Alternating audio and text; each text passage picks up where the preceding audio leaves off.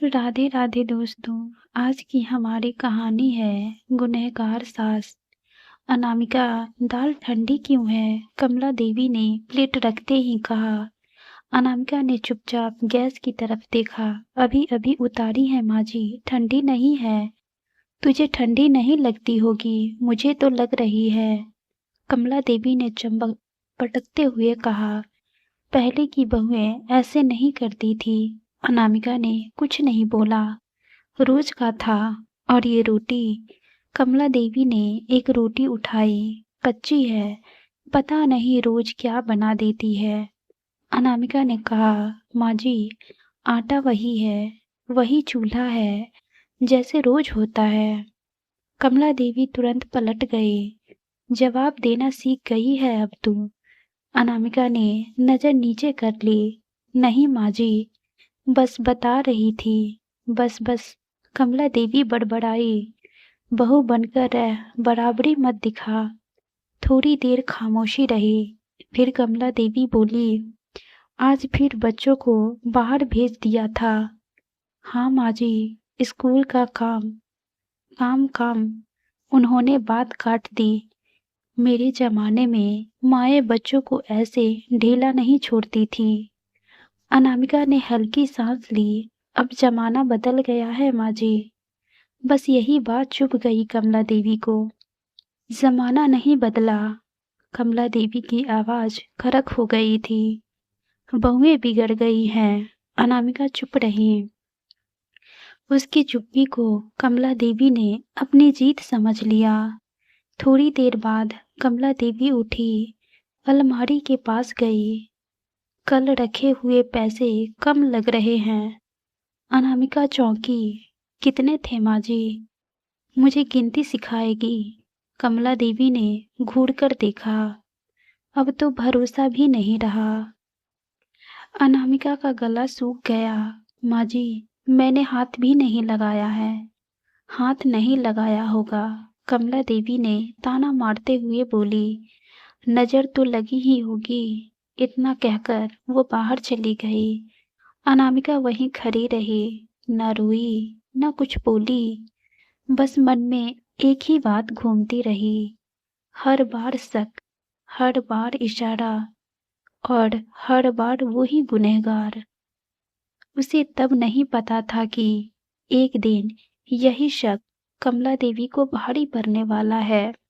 सुबह होते ही कमला देवी की आवाज पूरे घर में गूंज उठी। अनामिका, जरा इधर आना। अनामिका बच्चों के कपड़े समेटते हुए बोली। अभी आई माँ जी। अभी आई, अभी आई, कमला देवी ने ताना मारा। जब काम बोलो तब बहू को फुर्सत ही नहीं रहती। अनामिका चुपचाप आकर बगल में खड़ी हो गई। कमला देवी ने बिना देखे कहा, कल वाली बात दिमाग से निकली नहीं है? अनामिका ने धीमी आवाज में पूछा। कौन सी बात माँ जी? पैसे वाली। कमला देवी ने सीधा कहा। घर में सब कुछ ठीक रहते हुए भी चीजें कम कैसे हो जाती है? इसका जवाब चाहिए मुझे आज। कमला देवी का दिल जोर से धड़कने लगा। माँ जी, मैंने सच में कुछ नहीं लिया है। सच झूठ मैं पहचानती हूँ। कमला देवी ने पलटकर देखा। बहुएं पहले भी देखी है मैंने। अनामिका ने हिम्मत करके कहा। अगर आपको शक है मुझ पर तो आप देख लीजिए, मेरा कुछ नहीं है। कमला देवी हंसी। अब तो सफाई भी देने लगी है। इतने में बच्चे जग गए। बेटी बोली, दादी, मम्मी ने कुछ नहीं लिया है। कमला देवी झट से बोली, तू बीच में मत बोल। बच्चों को बोलना भी इसी ने सिखाया है। अनामिका ने पहली बार आवाज थोड़ी ऊंची की और बोली, माँ जी, बच्चों के सामने ऐसा मत बोला कीजिए आप। कमला देवी सन्न रह गई। तो अब मुझे बोलना भी मना है इस घर में? अनामिका ने सिर झुका लिया। नहीं माँ जी। दोपहर तक घर में अजीब सन्नाटा रहा। कमला देवी किसी से बात नहीं कर रही थी। शाम को परोसन आए।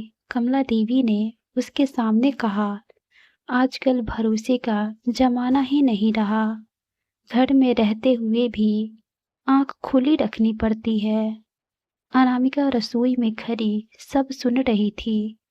रात को उसने पहली बार सोचा, हर बार चुप रहकर क्या सच में वो सही कर रही है। उसे समझ आने लगा था कि ये सिर्फ ताने नहीं है, ये रोज रोज का इल्जाम है। और जब कोई औरत रोज अपने ही घर में बिना गुनाह किए गुनहगार बनाई जाए तो एक दिन उसे बोलना ही पड़ता है। अनामिका को नहीं पता था वो दिन कब आएगा, जब अब इतना तय था कि वो दिन दूर नहीं था। अनामिका रसोई में चाय बना रही थी। कमला देवी चारपाई पर बैठी अखबार पलट रही थी। अनामिका कमला देवी ने बिना नजर उठाए कहा, आज जरा जल्दी सब निपटा लेना। अनामिका ने धीरे से पूछा, क्यों माँ जी? मेरे मायके से लोग आने वाले हैं। कमला देवी बोली, और मैं नहीं चाहती कि कोई कमी निकाले। अनामिका ने बस इतना कहा, ठीक है माँ जी। चाय रखकर वह मुड़ ही रही थी कि कमला देवी फिर बोल पड़ी, और हाँ, अलमारी ठीक से देख लेना, कल वाली बात फिर दोहराई न जाए। अनामिका रुक गई। उसने पलटकर कहा, माँ जी, वो बात अभी भी चल रही है क्या? जब तक चीजें खुद कम होती रहेंगी, बात तो चलती ही रहेगी। कमला देवी ने तीखा सा कहा। अनामिका का सब्र टूटने लगा। माँ जी, अगर आपको मुझ पर भरोसा नहीं है तो साफ कह दीजिए। कमला देवी ने अखबार मोड़ कर रखा। भरोसा किया था तभी तो बहू बना कर लाई थी, तो फिर रोज रोज इल्जाम क्यों? कमला देवी झुल्ला गई। अब ये मत कहना कि मैंने कुछ कहा ही नहीं। अनामिका ने गहरी सांस ली। माँ जी, आप चाहे तो मेरी अलमारी देख लीजिए, मेरे पर्स भी देख लीजिए। कमला देवी चुप हो गई। थोड़ी देर बाद बोली, अभी नहीं, जब जरूरत पड़ेगी तब देख लूंगी। अनामिका समझ गई थी, सच नहीं चाहिए था, बस डर दिखाना था। दोपहर में मायके वाले आ गए। हंसी बातें होने लगी। कमला देवी ने हंसते हुए कहा, बहू तो घर का सारा काम संभाल लेती है। अनामिका रसोई में खड़ी ये सब सुन रही थी।